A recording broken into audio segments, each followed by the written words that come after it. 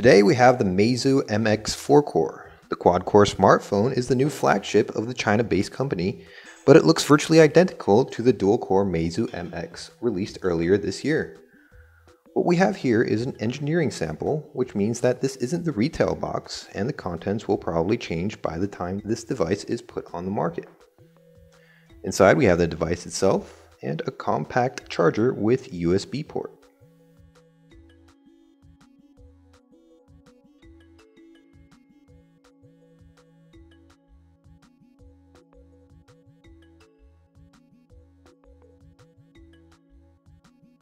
There's also a USB cable bundled with a tool used to open the back panel.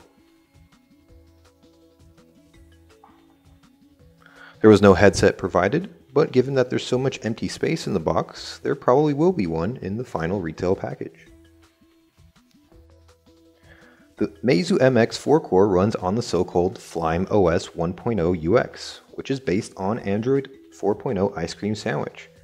Customizations run a lot deeper than any of the other UIs we've seen recently, but oddly enough they cut features instead of adding them.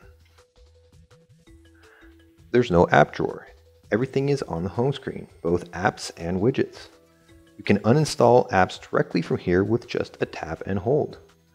It is because of this that Flime OS looks and works much more like Apple's iOS, while giving you the most of Android freedom thanks to the Play Store and the file manager. Unfortunately, there are very few widgets, and just one live wallpaper available. But you can always get more third-party options from the Google Play Store and Meizu's proprietary App Center.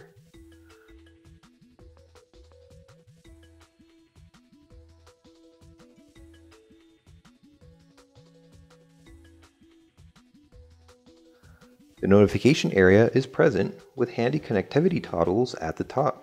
The task switcher behaves just like the iOS one, but has the option to kill all running apps at once.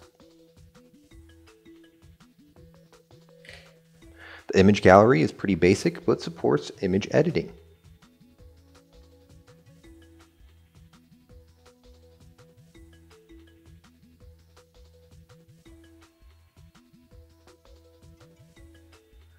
The music player is different from what we've seen before, but works like every other Droid music player.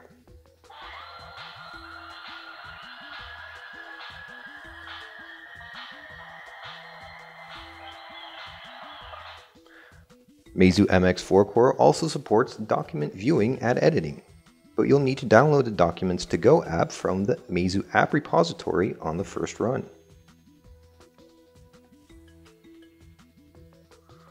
The web browser is very responsive and scores well on the benchmarks we ran. It also offers one of the best tab managements we've seen so far on Android.